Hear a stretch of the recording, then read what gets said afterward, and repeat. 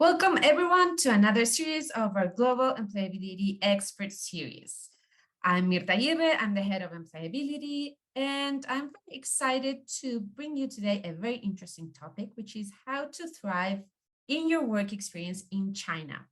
If you've been already here, probably you know how this works. We are recording this webinar so you can watch it later on again, or you can share it with people who may find it interesting. The idea is that you ask questions, okay? Please ask many questions. You can use the chat or you can use the Q&A section. The idea is to take advantage of our great speaker today and really get to learn lots. So please ask any questions you may have. And so let's meet our speaker, right? So today we have Joshua Hiller. He was born in Baltimore, Maryland, the US, and is currently serving as marketing manager in OASIS International Hospital, a full-service private hospital in Beijing, China, right? We are having this series of webinars that revolve around China, and he will be sharing lots of his experience. He has over 13 years of experience working in marketing management in 2 different state-owned enterprises, including being twice promoted and receiving multiple Employee of the Year awards in Beijing, China. So he's going to tell us all about working culture in China. We assume that he knows a lot. So let's see in detail what we're going to discuss today. So if you want to work in China and be successful at it, there are some essentials that you should know. In this webinar, you will discover them, and some key elements we will cover revolve around WeChat, language, colleagues and new opportunities, meetings in China, how should we behave, getting results in China, reporting to your boss, many important things that Josh will tell us about. So without further ado, I will just welcome Josh. Thank you very much for being here today with us. Thank you, Mirta. It was a lovely introduction. I'm really excited to be here, and I thank all of you for joining. I've got a lot to say, and I hope you have a lot of questions for me. This is going to be a really interactive session. Excellent. Thank you very much. And of course, Josh is in China at the moment, right? It's almost 9 p.m. for you, Josh. So thank you for being here. Absolutely. I know for all of you in the UK, there's also someone from, there's a few from other places as well, but it's 1 p.m. for you all. For Mirta, she's on another time zone as well. But it's great to be here, and I'm so excited to share my experience in China with all of you. Yes, it's 9 a.m. for me. So this is the amazing thing about being China is in the future, definitely. It's 9 p.m. so they're in the future. Ahmed, where are you, in Saudi Arabia? So for you, it must be around 6 p.m. Yes, nice. So you're in the middle, future from me. 4 p.m. Excellent.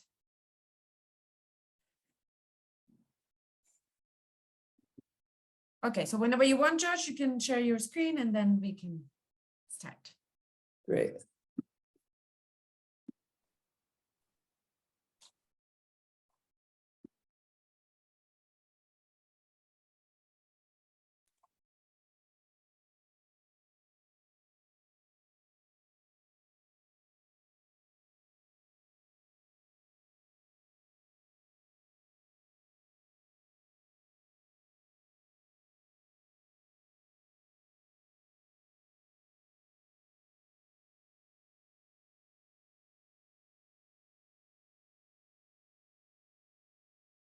Once again, everyone, I'm so excited to be here today. I just want to remind everyone this is going to be a completely interactive seminar, so I will have some questions for you, and I want you to open up your microphone and answer them for me. Otherwise, I will find you in the participants list and ask you. Hopefully that is okay with all of you. Let's get started. So the first element that I want to talk about, I want to ask, have you heard about WeChat? Now, with WeChat, I can show you a survey. I'll show you the survey right now. Now, Shopify conducted a survey on the distribution of social media usage. This survey takes into account active users, with WeChat accounting for over 1.3 billion last year. WeChat is also used by Chinese overseas as well as some expats. However, the figure is nearly that of the Chinese population of 1.41 billion, with most Chinese depending on WeChat daily. Continuing with WeChat, WeChat was proclaimed by Elon Musk that he was building what's called a super app. And so, or an everything app, and quoted Musk, it does everything. It's sort of like Twitter plus PayPal plus a whole bunch of things all rolled into one. And we don't have anything like that outside of China. So for me, from sunup to sundown, we all use WeChat almost exclusively. Myself, I log about 35 hours per week with WeChat in my job, and that's talking with both colleagues as well as patients in the hospital. Now, WeChat is an entire ecosystem beyond social media because I haven't carried a physical wallet with me in 19 years.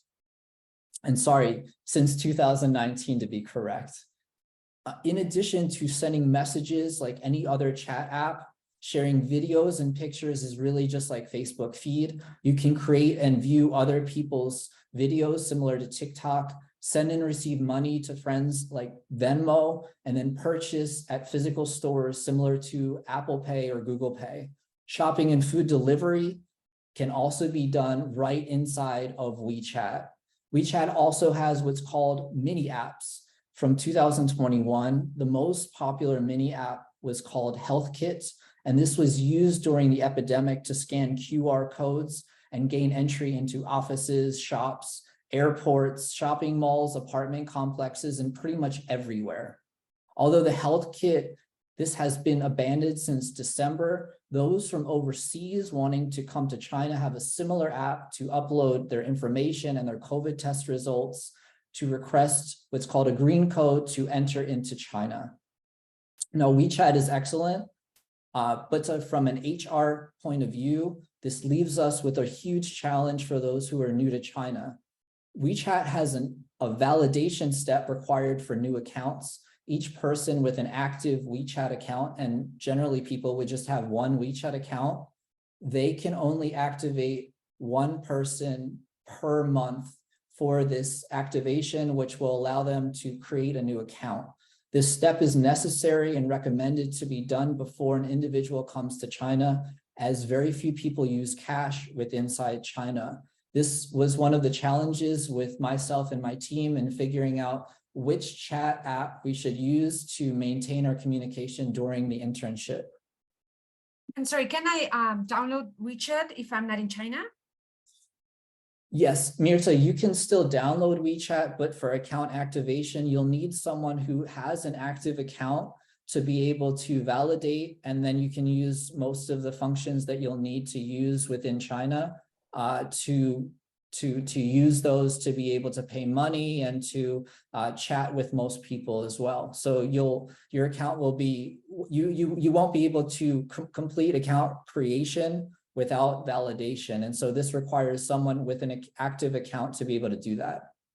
Okay, nice. So if I were like doing an internship in China, and online internship, I should perhaps speak with my host company supervisor so she can help me with this process. Good question. So for this situation, I would probably recommend that people use another app instead of WeChat. Now, China has a restricted internet, so I would recommend something, we can discuss that later, but I would recommend something else that wouldn't require a VPN software to access, so that people can be able to send and receive messages without a VPN, and then that'll make continued communication possible. Without a VPN, and people who use a VPN all the time, it can really downgrade the battery life of their phone. So it means that you might have to charge your phone quite a bit to be able to use that, or you might miss messages if the VPN disconnects. Thank you. Yeah, thanks for asking. So Let's move on to the next element. If you can see the top left of my screen, it has the words Ting Budong. Now, Ting Budong is Mandarin Chinese, but I want to show you a video and I want you to think about the theme of the video and decide, what does Ting Budong mean? I'll play the video now. Excuse me. I'd like to order, please. Oh, sorry. Do you speak English? Sorry, I don't speak English. I would like some beef balls. I have no idea what you're saying. If I knew English, I'll probably be working at one of those Michelin restaurants and not this crap. Sorry, do you speak English? English? Yeah. No English at all. Guys, I would just like to order some Shaoshan beef balls. Sorry, I don't know what you say. My brother from another mother. Beef balls are overrated. What you really need are some Wagyu beef. The taste is so Exquisite. Thank you. Man, I wish I knew English. 这样吧，普通话你们会说了吧？普通話，那肯定不會啊！我哋廣東人嚟噶嘛，普通話那肯定不行噶。我們乜柒都不會，咁咪真係大鑊㗎啫。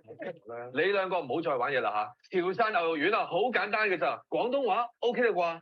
係呀，點解佢講嘢咁得意，同我哋一啲都唔相似，把聲完全都唔啱 key，唔知佢傻咗定白痴定白痴。啊，唔好再唱啦。Chinese? Do you speak Chinese? Sorry, we don't speak Chinese. Or English? 喂，哦 ，OK，第呢個摩嚟一份係嘛？唔該晒啦。抖音火山版。 So Interesting.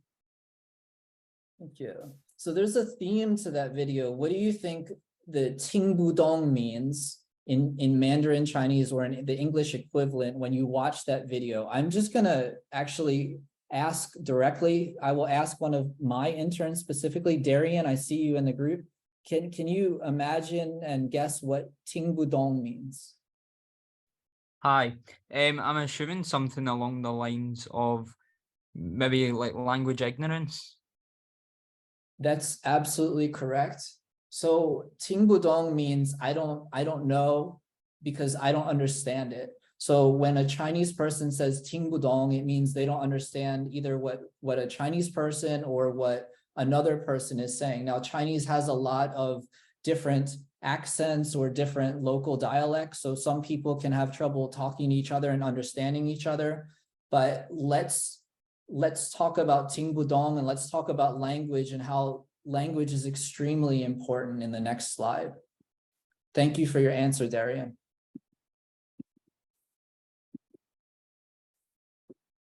So this second element, which I think is the #1 element in China, is language. I came to China over 13 years ago without knowing literally any Mandarin at all. For me, China was such an enigmatic place with more people than I've seen in my entire life. And I've been to New York City, but in terms of population density, in a place with very little spoken and written English, which caused me an incredible amount of trepidation. Not being able to speak or understand the language puts you at a disadvantage in an emergency situation, but also knowing and grasping the language can open the door to so many opportunities. When I first came to China, smartphones were not pervasive and dumb phones were the norm. If you wanted to order food, you'd have to call the restaurant and tell them your name, your address, what you would want to order, and whether you would want this to be picked up by you or if you want delivery. Now, when it came time to pay, you'll use cash and coins. If you planned a meeting with friends at a certain place at a certain time, you'll have to ride your own bike because share bikes didn't exist at that time, or you'll take a taxi and you'll have to tell the taxi driver your destination, you'll pay in cash, and then you'll call your friend and describe where you are on the phone to him or her. You're making me feel very old, Josh. That was like a couple of days ago. I know that our audience are much younger, so I guess used to like having everything solved through an app, right? But that was like life used to be not too long ago. This was so long ago that your phones, I had a Nokia phone and it had WAP. WAP was a type of internet. So you did have a simple web browser, but it was very expensive to use. And so everything was basically text message or calling. And you had to pay for text messages too. So yes, this is So actually people did very brief SMS text messages, trying to shorten everything, not to pay more. Yeah. That's right. Things have changed so much in China though. So I think about our internal medicine doctor, who's also our cardiologist, and she speaks Russian, English, and German, and she has translator apps on her phone that work as an overlay, so she can purchase goods online with electronic payment. And also she can use WeChat with a translation tool built in, so she can chat with certain people who send her messages in Mandarin, namely some of her patients. Many expats, however, live in communities outside of Beijing, and those are known as expat bubbles. So it's really easy to get complacent, as there doesn't seem to be as much of a need to speak or understand Chinese when you can take your phone, you can wave it on a menu if there's no pictures on the menu, and then get real-time translation. However, to be honest with you, nowadays, most menus do have pictures. Still, with all of that said, I really do encourage all of you to study the language if you're planning on living in another country. My recent experience with one of my favorite patients, she's moving to Vietnam with her family. She's going to study to be a nurse. And even though she got a scholarship, one of the requirements of her scholarship is that she needs to study Vietnamese. And so that's going to be part of her language journey. And I think that's going to make her experience in Vietnam for her, as well as her parents, much more enjoyable. Now, moving on with the Chinese language, there's several thousand Chinese characters, but it doesn't seem like that many are used in the oral or spoken language. When you're learning a language, you should really take time to learn it in a way that suits your interests. For me, that involved watching movies, signing up to be in TV shows, reading supplementary materials in Chinese that were about my interests, such as technology, and going out to the bar a few times a week. At first, Chinese idioms didn't seem like that much of an importance to study, but more and more friends suggested it. So I studied a few, and I'd like to share them with you. So the top one, this one, the old man moves mountains. This has actually more of a figurative meaning, is that you're getting something done or you're doing something important. But there's another meaning to it, that's it takes a long time to get something done. So it means that you have to have patience sometimes, that things are not so easy. And so if you really want to succeed, you'll have to work hard, or you'll have to persevere. So this is something that has a real meaning to me, because in China, not everything is so easy to accomplish. The second one is actually really simple. It's many ways to get rich. And this one just means that it reminds me of how China has opened up over the years, since the 80s and beyond. And so it's because of the economic boom and the 8% economic, we can say, prosperity every year over year, until recently. That means that there's so many ways to get rich so quickly. So this one is just funny, and I think about the economic prosperity of China. This third one is something that's used mostly in travel season. Like, let's say you're in the summer months and you're going to the Great Wall, or you're going to some parks, and there's really, really, really, really long lines. So people mountain, people sea means there are people everywhere. And both figuratively and literally, there's just this idea that it's really crowded. And so even if you go to a beach like Qingdao or somewhere else, you'll see people everywhere floating around in the sea. And so this one's just quite common and quite used. This last one, left, right trouble. So 左右为难. This means literally, or this means figuratively, you can say on the left side, on the right side, there's trouble. But really it means that you're in deep trouble and you need to get out of it. So I find these idioms really interesting because Chinese language is full of these characters in such a, you can use 4 characters to say an entire sentence. So the other thing I would say about Chinese idioms, so for me, one of my colleagues who works in the call center, he's the call center manager, he'll come to me, he's a very well-studied individual, and he will say some of these idioms in our conversation. So I do believe that they are important and that some Chinese people do use them frequently. The last point, what I want to mention is brevity. So I don't know if any of you have ever studied advertising, and one of the keys to advertising is what's called brevity. And for Chinese people, because of the fast pace of their life, brevity is extremely important. The story or the message that I get from this, there was a person that wanted to cooperate with our hospital in an employment or contractual point of view. And this person communicated with myself and with HR.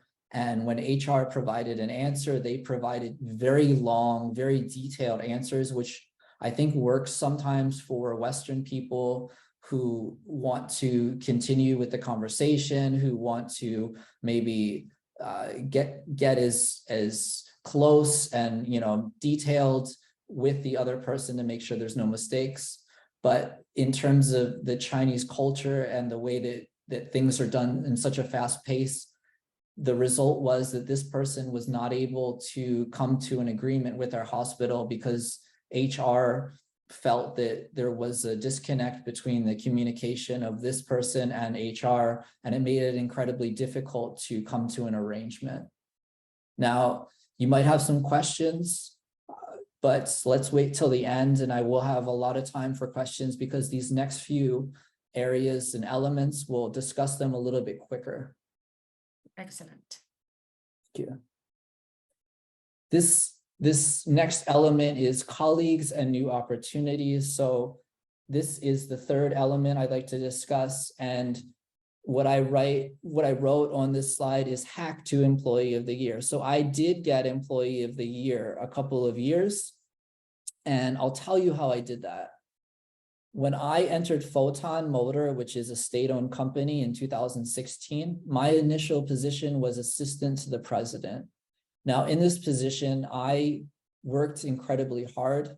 I would study Chinese, but my Chinese didn't get good until I had to do all sorts of tasks in Chinese. I would have to read confidential documents in Chinese, tell my boss the summary of which. I would have to get documents signed, which would mean I'd have to receive documents, see if everyone else had signatures on them, if they were missing anything. And so I would do my entire job in Chinese, making phone calls and then making phone calls again when people's documents were ready, or doing all sorts of other activities at the same time. So the reason that I share this story is that I was so lucky to work as the assistant to the president because I got to interact with so many different people in so many different departments of the organization that if I was maybe working in just the marketing department, then I would probably miss out on communicating with people from the engineering departments and from design and from all sorts of other departments. So having this ability to traverse multiple departments and talk to so many people, I started to make a lot of friends, and during this time, I got a lot of questions. So a lot of questions would be, maybe someone would come to me and say, hey, Josh, my son or daughter wants to study in America. Can you tell me more about the SAT, or what's it like to study, or what schools are recommended, things like that. And I would be happy to have this cultural exchange with them and talk to them and recommend some schools or recommend some processes as best as I could. Some of them might be studying English and have some grammar questions for me. And I would be happy to answer those as well. Some of them might have some research questions about their work, or maybe it was not about work at all. Maybe it was just talking about politics or any sort of thing. I would try my best to help out and be nice to as many people as I could. The other things that I would do would include translation, and I might help them translate, and they would really help me sometimes too. Maybe they would take me out to lunch or thank me in some really nice way. But to be honest with you, I never expected anything. At that time, I might do some side teaching gigs just to earn some extra bucks and stuff like that. So I would do that too. Now, there's also a part of Chinese culture you might not know about, and this is weddings and gift giving and all that sort of thing. So at weddings, you might give what's called a home ball, which is a red envelope. So you might give anything from 500 to 1,000 RMB, put it in this red envelope and give it to the bride and groom for their wedding. So this is something that I did. I love going to weddings. I thought it was a wonderful experience. And it was actually quite a modern experience sometimes and quite a traditional one at other times, but always very interesting and unique for me. The other thing that I can talk to you about is gifts. So with those weddings, those colleagues would come back on the weekday and they would have these little cute, very nice decorated little boxes with bows on them. And that's what's called xitang. And this would be wedding candy. And inside, so you'd open up the bow and then you'd open up that cute little box and then there would be some different types of candy in there. And this is just part of their idea of how to thank people, especially their colleagues, whether or not they went to the wedding or not, just to share some prosperity and happiness. So something that I learned, and if for any of you that are thinking about, studying, working in China, when you go overseas, I think it's really nice if you can bring back something small to give to some of your colleagues. And probably when I say some of your colleagues, I probably mean all of your colleagues if you can, maybe not from just one department, but from all of your departments, just to let them know that you really value them and to give them something that maybe they haven't had before. Let's move on to the next element. So the fourth element is going to be meetings. So I'd like your help on this one. As you can see, there are 4 pictures in this PowerPoint slide. Which do you think represents a traditional Chinese meeting? And when I say traditional Chinese meeting, I mean a company meeting. So I'm going to call on,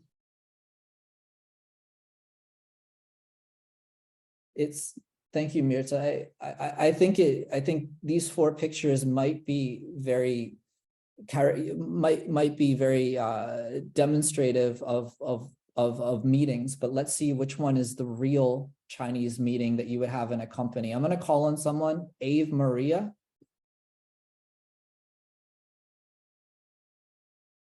Ave Maria, are you there? Yeah. Which one of these do you think represents a traditional Chinese meeting in a company? So there's picture 1, picture 2, picture 3, and picture 4. Based on movies, I say third or fourth. You say third or fourth is a company meeting. Yeah. Okay. Thank you so much for participating. I'm going to ask Caleb now. Caleb, which one of these pictures do you think represents a Chinese meeting? A company meeting? Sorry, do you mean me? Sorry, are you talking to me? Yes, okay. I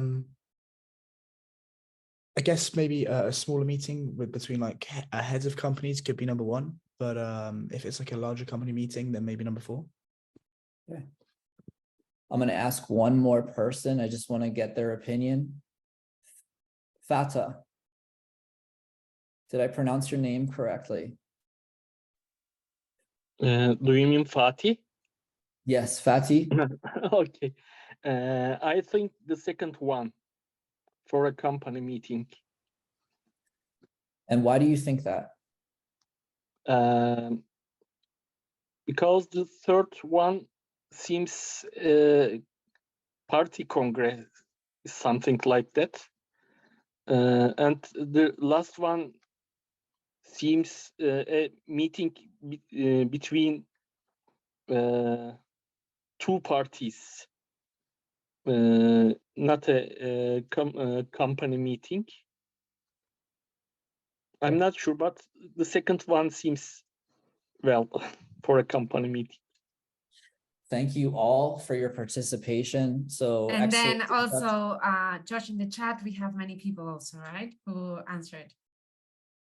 Excellent. I see that. So Drew said 2, maybe. Hannah said top right. Number 3. Edward said number 2. Ahmed said second. Okay, so the correct answer is actually picture number 2. And I'll tell you why. The meetings, the company meetings, this person here would generally be the CEO, and he will sit, or she will sit at the front of the table. And then both sides here are going to sit the higher level bosses. And then what you can't see in the picture, so let's say here on the sides and on this side probably, and just all around, there will, except for the back of the boss, there will be other rows of seats for people of lower rank, or what we also call lower bands. So that is a traditional company meeting in many companies. Now, seating, I've covered a little bit about a seating. I'll tell you another part of the seating that's important too. So the people closer to the boss are generally very high ranked. And then the people further away from the boss might have a lower rank as well. But all the people at this table, sitting at the table, are generally of a higher rank than the people who are on the side of the meeting. So they are in rows behind. The protocol for meeting is extremely important. So this means that people should obviously be in the meeting not on time, but before, generally 10 minutes before the meeting will start. So then they should sit in the appropriate seat, depending on where their level is or what their rank is, and then wait for everyone else to enter the room. That's one part of protocol. The other part of protocol is number 3, that's the presenter. So the presenter might be the boss, but oftentimes that's not the case. The presenter might be towards the front of the room by the overhead.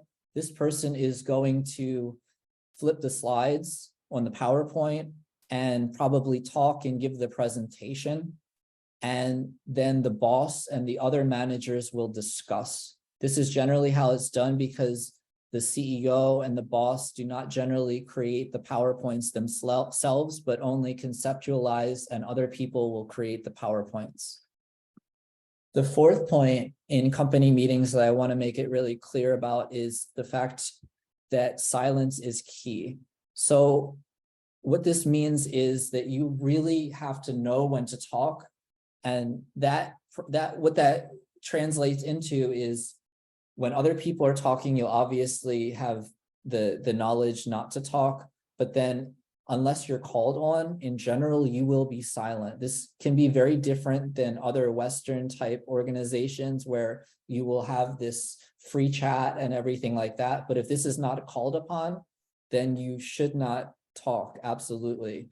If you are going to talk also, I would suggest to write down what you're going to say.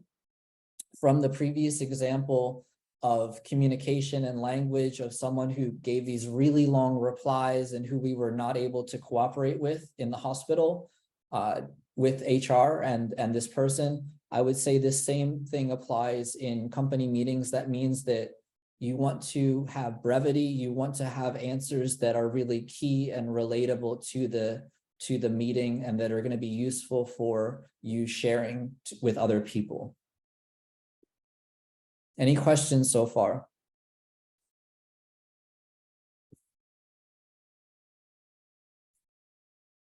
I don't have any questions, but I'm just very, I'm not surprised, but very, I think it's very interesting what you're sharing, especially this part, right? Like being silent when That's I think a key element. It's, you know, Misha, you're so right. And it's different than going to many other countries, you know, even in America where we call our boss by the first name, that might not be the same case in China. And having this type of a ranked system provides a really different culture than what many people might be used to. I'll move on to the next slide now.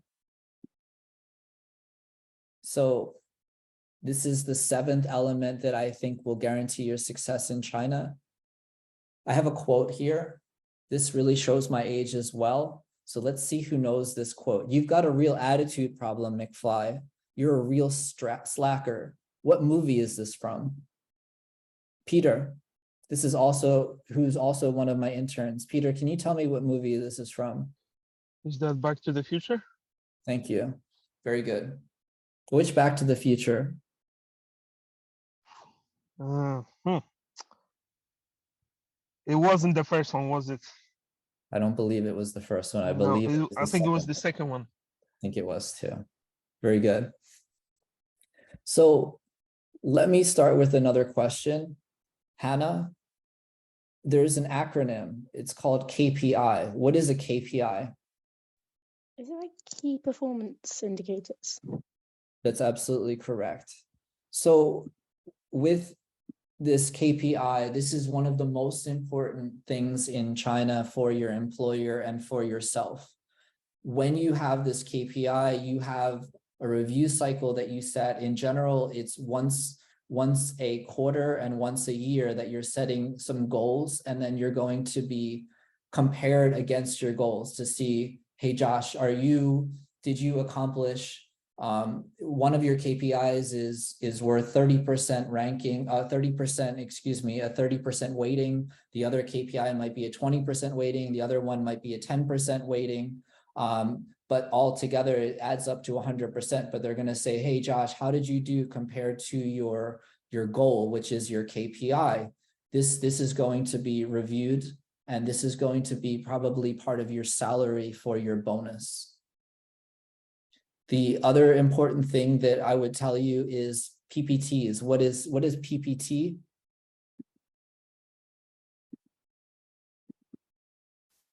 So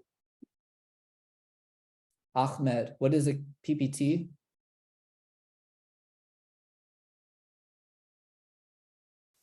This is an acronym as well.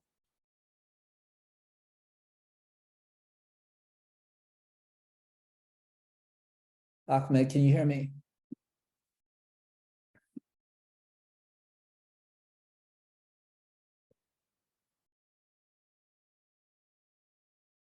Okay. It might be a technical issue. Drew, what is a PPT? Hi, I'm sorry for that.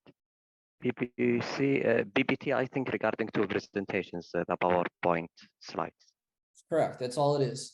But PPT or PowerPoint can really be part of your life in China, because in other countries and other organizations, maybe making these presentations wouldn't necessarily be necessary. Maybe they would ask you for a Word document. Maybe they would just ask you for just a discussion, and things might get done.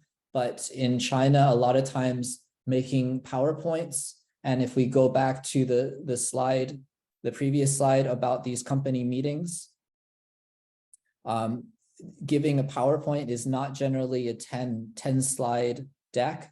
Usually a PowerPoint, especially in a very big organization, could be over 100 slides.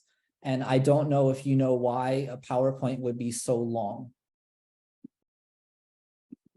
So, Caleb, do you know why a PowerPoint might be 100 slides in a big organization?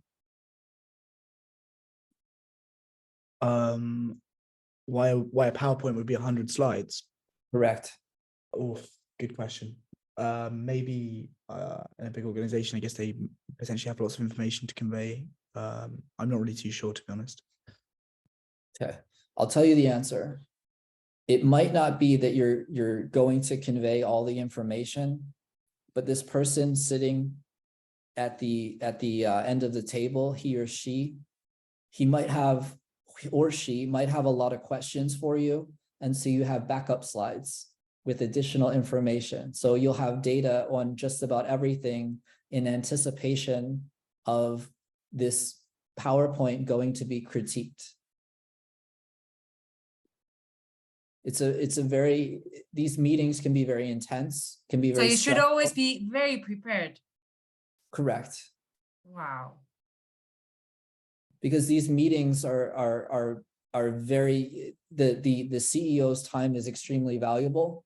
So you need to prepare for the meeting to make sure that he or she is happy with all the information that you've conveyed, and that you've conveyed it in a very easy and digestible manner for them to be able to make a decision. Nice. So the other acronym I have is OT. OT should be really easy. I think everyone probably knows what that is. Can someone just write what they think OT is in the chat box? And I'll wait for someone to reply what they think OT. Correct. This one is super easy. Now, OT in China might not be paid. So that means that you might work overtime and then you can take time off, but you're not getting, in America, you might get time and a half for your overtime. But in China, a lot of the people that work in their jobs, they do it because they probably love their jobs. So that means that they put a high, they put just a very high responsibility on themselves, and then they just highly value the fact that their job might be their entire life, and they might work in a company for over 20 years if they work in a really big and a very successful company. So this concept of overtime, it can also mean that sometimes, when I was working as the assistant to the president, would I go home at 5:30 like everyone else, or would I go home when my boss went home? If I'm assistant to the president, then I have to go home when my boss goes home, because I have a responsibility to him and he has a responsibility to the company. So let's talk about my boss, because maybe my boss will be your boss. Maybe you'll have a similar situation if you come and work in China. So let me tell you a little bit about bosses. You may have one boss, or depending on the organization structure, you could have a matrix structure, which means you'd have more than one boss. You need to be respectful to all of your superiors and really everybody, and that's not a bad lifestyle choice. The first item that I've listed there, how to Weibao, is how to report to your boss. This means in China, management is very much an authoritarian style. So there's a method to working with your direct report.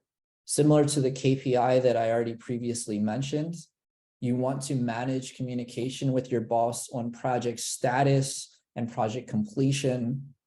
Similarly, if you're not in the same office, you should greet him or her daily and wait to see if he or she needs anything from you. Something that you really shouldn't neglect, and this is coming from a story that is personal to me, is that when I told my team members I'd go to the bank to wire some money, but my boss was looking for me and had visitors for me to meet, and I wasn't there. So it's better to ask permission, and likely he or she will still say yes. The other important aspect that I want to just give you all a little bit more information about is keeping your boss in the loop.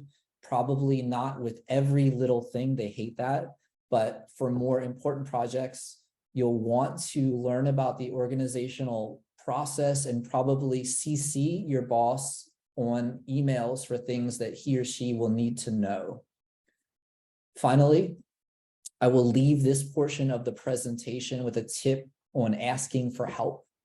So you should have a solution in mind before you enter the conversation with your boss about an issue. And this part I didn't learn by making a mistake, as in the previous example. but by reading it in an issue of Harvard Business Review. At this time, I'd like to hear from all of you with some questions and answers.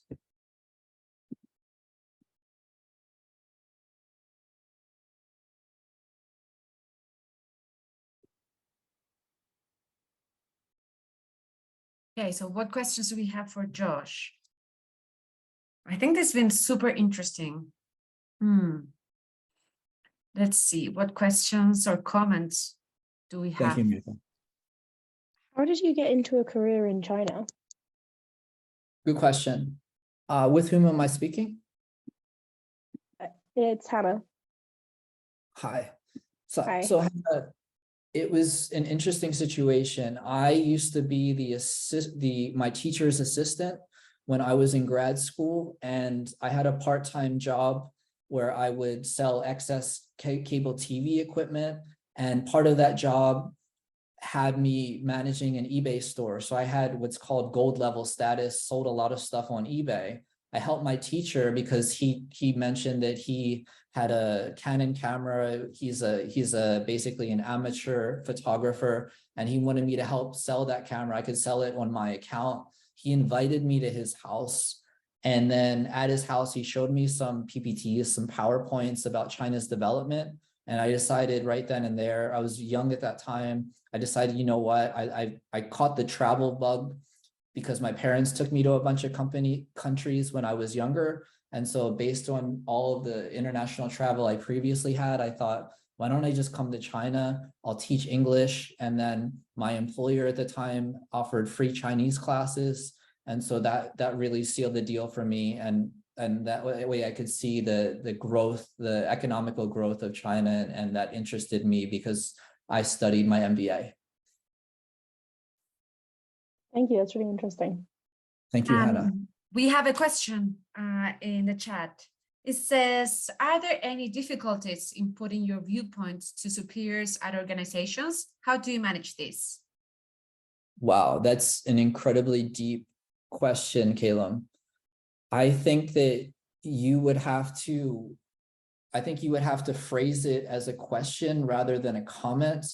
So if there's an opposing viewpoint, I might ask my superior, maybe in an opinion style way, or maybe I can support it with some facts and say, hey, I got this information. Or another way, with something more complicated, maybe I could write a report and then send it to my boss for review instead of talking to other people and then maybe getting others involved without getting, again, because this goes back to keeping your boss in the loop. So I think I would probably think of a way to package the information either as a question or as a report with a potential solution and then talk to that person.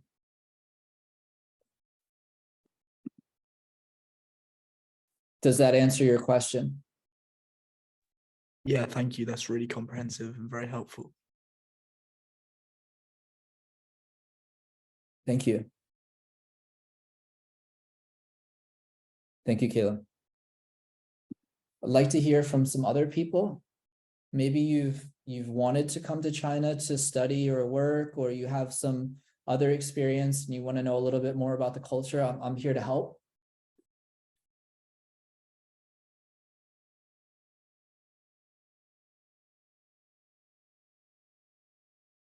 I have a question. You have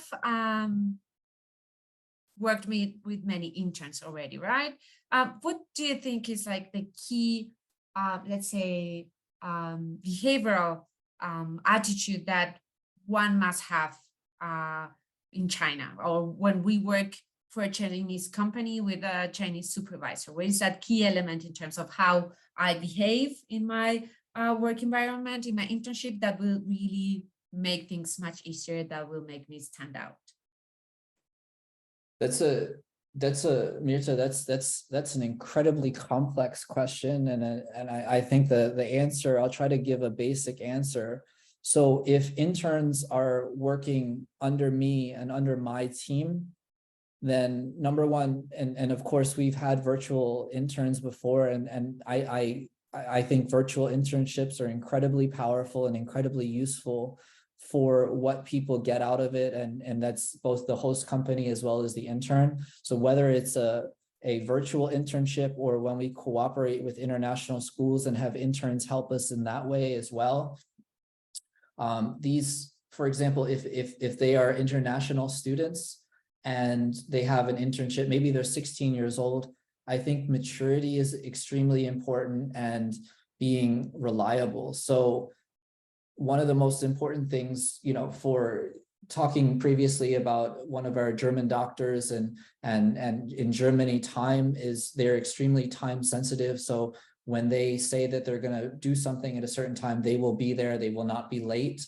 So being dependable and reliable, I would say, is probably one of the most important qualities to have in an intern, because you want them to have those deliverables on time. You want them to be present and to ask for questions and things like that. But I think one of the most important things is really just maturity, to want to be in the internship and to want to learn. So we've had interns that are young and maybe they were sick and they weren't there every day and they weren't putting in a lot of effort. And I think that type of attitude that created a toxic environment. And so we had to fix that. But other than that, for the most part, when people have a good attitude and then they're mature, that's really going to be the key to success. And so my internship group, I'm very lucky to have such a wonderful group of 6 interns from the UK and one who is outside of the UK currently. They're all very mature and they're all very agile in how they are able to communicate with me and be able to work across different time zones between the two of us. Excellent, thank you. Being reliable, very, very important. Yes. And so someone is asking, how long did it take to gain some fluency in Mandarin?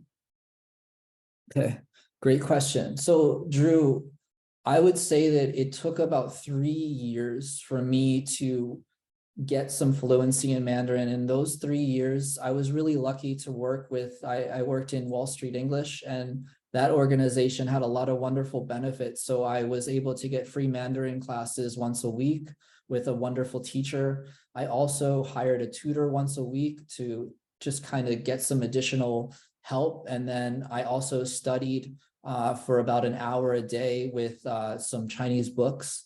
So I really tried to do a deep dive into the language. And I would also, as I mentioned, I would go out. So I would go out and maybe have some beers or something like that. And then I would talk to some local people. And I think that helped a lot too, because I was speaking Mandarin and really kind of getting into this immersive culture. And so I think in 3 years, in that time, I joined some TV shows in Qingdao. I was doing work that was related to Chinese. And I just had all these opportunities that started to come to me because I think people knew that I was willing to learn and people accepted me for that. Excellent, thank you. Okay, do we have 2 more questions before we wrap up? I'd like to take advantage of Josh, so let's share your questions. Edward, you have your hand raised. I don't know if that means you have a question. Thank you, Mirta. Yeah, I would like to ask. I mean, hi, Josh. Great to listen to the presentation, and thank you for this. I mean, sorry if you've covered this already, but I have like 2 questions. So, one would be, what was your motivation to move into the China business workplace? And then the second one would be kind of follow up. At which stage within your career did you realize that's the best move for you? Wow. Okay. Big questions. Very big questions. So the first question, I would say, I think I know a lot of teachers, and so we work with a bunch of international schools, and I meet these amazing people who are professional teachers, and they are teachers in a number of subjects. And so that's just incredible. And I think, and I also knew people who were corporate trainers, and they're extremely good at their jobs as well. So for me, I studied my MBA in the University of Denver, and so I really am into business, and my father has had his own business for over 40 years, and then his father also had a business for his whole life. His brothers had their own business, and so on. And so for me to study my MBA was just something that was my calling, and something that I actually was always interested in. So reading HBR and things like that is interesting for me. Now, when I was teaching English, it wasn't really my passion. And so when I had the opportunity to do some other things and then eventually enter into state-owned companies, I just leapt at the chance, and I was happy to do it. And then the second part of your question, well, when do you know that it was the right decision? Well, obviously time flies, but I started to do well in my job. The company would send me on these business trips all over the world. So I've been to South America, I've been to the Middle East, I've been to just dozens and dozens and dozens of countries. And so I think that was a moment where I felt like I'm really happy with what I've done. And then when I changed to the healthcare industry, and my mom used to be a nurse, I feel like I'm really excited to do this, and these skills are transferable, and I can go anywhere and use these skills. So I'm happy with the position that I'm in now. I'm happy with the fact that just yesterday I mentioned to Mirta that I went, and Damien, that I went to Hefei in the south part of China. And I was lucky enough to talk to basically bridge the communication. We have a public hospital in Hefei, and I was able to bridge the public hospital that we have in Hefei with the chief medical officer of an automotive company, for them to have discussions in a more strategic way about an upcoming project. So I just feel like that the opportunities that people have given me make me feel happy that I've made this choice. I hope this answers your question. It does, yeah. That's brilliant. Thank you. Thank you, Josh. Thank you. Well, excellent. Thank you, Edward. You've made the two questions I was looking for, so thank you very much. And Josh, this has been absolutely amazing and an absolute pleasure. So please, everyone, you are more than welcome and invited to follow Josh. You can add him to your LinkedIn profile account. Remember that networking is also an essential part of the skills you should develop during this internship, because it's essential to create a network, right? So we've shared his LinkedIn profile over the chat, so you can stay in touch with Josh. And Josh, I just want to thank you. Shishi, is that correct? How I should say it in Chinese? Because this has been absolutely amazing.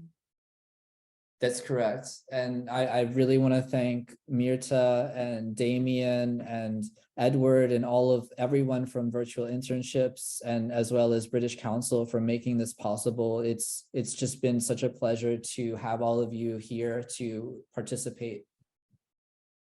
Yeah, thank you very much. And for all our interns, please remember you have at least one coaching call during your program. For you doing your British Council Gen UK program, you have a long call where it is that you reflect on your next steps on employability topics. So take advantage of this, please. We'll be sending the invitation so you can book your coaching call soon. And we hope you take advantage of this, because this is a super inclusion. So thank you very much, Josh. You are free to enjoy the rest of your night, because it's also a night for you. It's already the night. And for everyone who has joined, we really thank you for being here today, and we hope to see you soon in our next webinar. So thank you, everyone, and have a wonderful day wherever you are. Thank you. Bye. Bye.